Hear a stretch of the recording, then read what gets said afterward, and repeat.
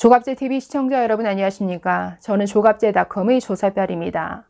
지금 시각은 2022년 5월 3일 오후 4시를 가리키고 있습니다. 지금 청와대에서는 문재인 정부의 마지막 국무회의가 열리고 있습니다.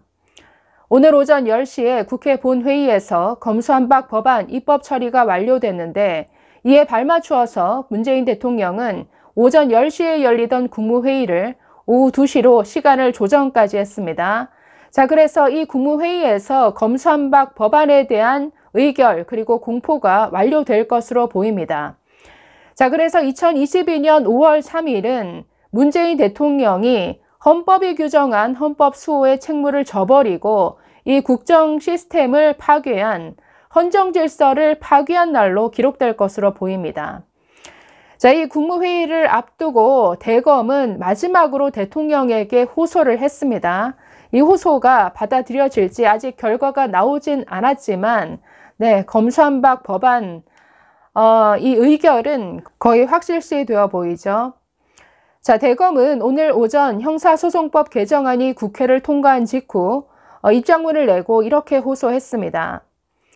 법안이 시행되면 고발인의 이의신청 권한이 박탈돼 장애인 등 사회적 취약계층을 위한 선의의 고발이나 내부 비리에 용기를 낸 공익제보자의 호소는 가로막히게 된다. 시민단체, 학계, 법조계 대다수가 법안 문제점을 지적하며 반대하고 있다. 고소인이나 피해자가 이의 신청하더라도 진범, 공범, 추가 피해와 범죄 수익 환수를 위한 수사를 할 수가 없어 사건 전모를 밝히고 억울한 국민의 서러움을 달랠 수 있는 마지막 기회는 없어진다. 공직자 범죄와 부정선거, 방위사업 비리, 대형 재난 등 중대범죄에 제대로 대응할 수 없게 된다라고 강조했습니다. 자, 그리고 이 검수완박 법 자체가 위헌 소지가 있고 또 국회에서 제대로 된 의견 청취 없이 1개월 안에 법안 처리가 이루어진 이 절차적 문제점도 지적하고 있습니다. 자, 이렇게 말합니다.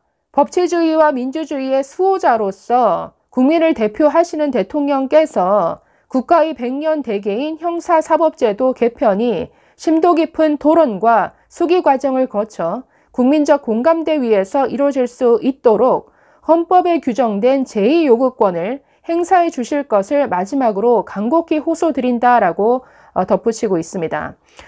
자, 이 제2요구권을 말했는데 지금 이것도 무시하고 오늘 국무회의를 열어서 의결하고 공포한다. 지금 검수완박 법안의 그동안의 입법 절차도 그 내용 면에서도 위헌적이지만 그 절차도 위법투성이다라는 지적이 많았습니다. 문제는 지금 이 법안을 국무회의에서 의결하는 이 과정 자체도 위법적인 요소가 너무나 많다라는 것이죠. 그걸 지금 지적하고 있는데 자, 헌법 53조에 따르면 국회에서 의결된 법률안은 정부에 이송되어서 15일 이내에 대통령이 공포할 수 있도록 하고 있습니다. 그러니까 15일이라는 이 기간을 준 것은 이 법률안에 대해서 각 정부 부처가 다른 의견을 낼 수 있고 뭔가 이견 그리고 다른 여러 가지 논란이 있을 때에는 15일 안에 심사숙고하라라는 것이죠. 그래서 심사숙고해서 이건 뭔가 보완이 필요하다라고 하면 국회에 다시 돌려보내서 재의결을 요구하는 이런 제의를 거칠 수가 있습니다. 그걸 지적하고 있는데 자, 지금 15일이 아니라 오늘 오전에 통과된 법안을 오후에 일사천리로 통과시킨다? 이건 절차적 문제점이 당연히 불거지죠. 왜냐하면 대검찰청이 이 법안에 심각한 문제점이 있다. 여러 가지 위헌적인 요소가 있다. 그래서 대통령의 거부권 행사가 필요하다라는 취지의 문서를 법무부 장관에게 전달했습니다. 그래서 법무부 장관 박범계는 이러한 다른 의견들을 취합해서 국무회의에서 제대로 보고를 해야 됩니다. 자, 그러면 국무회의에서는 이러한 여러 가지 논란이 있는 사안들까지 다 논의를 해서 충분히 숙고한 다음에 이 법안을 공포할 것인지를 제대로 결정을 해야죠. 그 기간을 지금 법에서는 15일로 규정하고 있습니다. 자, 그런데 이런 충분한 이렇게 중요한 법안을 74년 동안 이어져 내려온 이런 형사사법 시스템, 이 근간을 뒤흔드는 이런 중대 법안을 그냥 아무런 반대 의견이 있음에도 불구하고 묵살하고 그대로 그대로 의결, 공포까지 한다. 이거는 마지막에 이 문재인 대통령이 정말 헌법 파기의 공범이 되는 뭐 이런 행위를 하는 것이죠.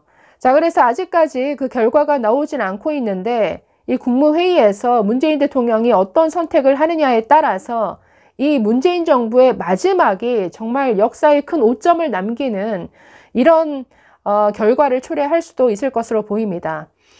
자, 지금 이 법안의 그 내용의 문제점, 이 절차적 문제점은 모두가 지적하고 있습니다. 모든 법조인들, 대한변협, 그리고 잘 의견을 내지 않던 대법원까지 이 법안에 반대한다라는 의견을 피력했습니다. 이뿐 아니라 학계, 시민단체, 그리고 이 정부의 도우미 역할을 해왔던 참여연대, 민병까지 이 법안에 심각한 문제점이 있다라는 이런 우려를 표명해 왔습니다. 이 법안은 내용 자체가 위헌적일 뿐만 아니라 그대로 국민들의 피해로 돌아간다라는 점이죠. 고발인의 이의 신청을 박탈해 버림으로써 정말 장애인 학대, 아동 학대 이런 사건들 거의 대부분 고발인의 고발로 그 조사가 시작되는데 고발인의 이의 신청권을 박탈해 버림으로써 고스란히 사회적 약자의 피해로 돌아가게 생겼습니다. 자, 이럼에도 불구하고 그냥 일사천리로 땅땅 통과시키겠다. 정말 오늘 2022년 5월 3일이 이 문재인 정부에게 있어서 어떤 날로 기록될지 그 결과를 두고 보겠습니다. 감사합니다.